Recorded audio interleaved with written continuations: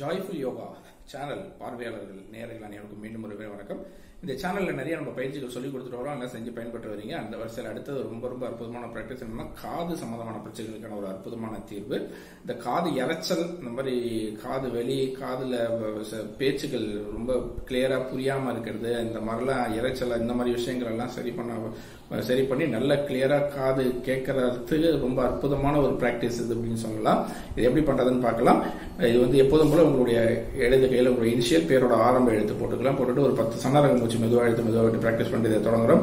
இதை தொடங்குறதுக்கு முன்னாடி எப்போதும் போல உங்களுடைய முன்னோர்கள், உங்களுடைய தாத்தா பாட்டி, தாய் தந்தையர், உங்களுடைய குலதெய்வம், குருமார்கள் எல்லாத்துக்கும் பிரார்த்தனை பண்ணிட்டு தொடங்குறோம். இது எப்படி பண்றதுன்னு பார்க்கலாம். ரொம்ப ஈஸியான ஒரு பிராக்டிஸ்ன்னு சொல்லலாம். எப்போதும் போல கைகளை இது மாதிரி 2 சைடும் உள்ளங்க இப்படி திருப்பிக்கிங்க. ஸோ எல்லாம் ஆள்காட்டி விரல், நடுவிரல், மோதிர விரல், சுண்டு டச் பண்ணிருக்கு. இப்போ என்ன பண்ணலாம், அந்த நடுவிரல் நுனியை கட்டவிரல் நுனியை டச் பண்ற மாதிரி வச்சுங்க. சரிங்களா? நடுவிரல் நுனியை மாத்திரம் கட்டவிரல் நுனியை டச் பண்ற மாதிரி வச்சுங்க. பாக்கி எல்லா விரலும் அப்படியே சேர்ந்து இருக்கட்டும். அப்படியே நீங்க அதை அப்படியே நாபில வச்சுங்க.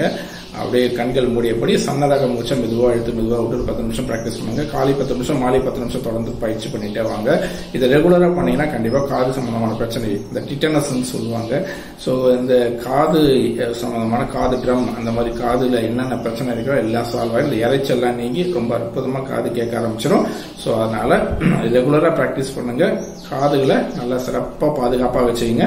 உங்களையும் உங்கள் உள்ளத்தையும் சிறப்பாக பாதுகாப்புங்க. நன்றி, வணக்கம்.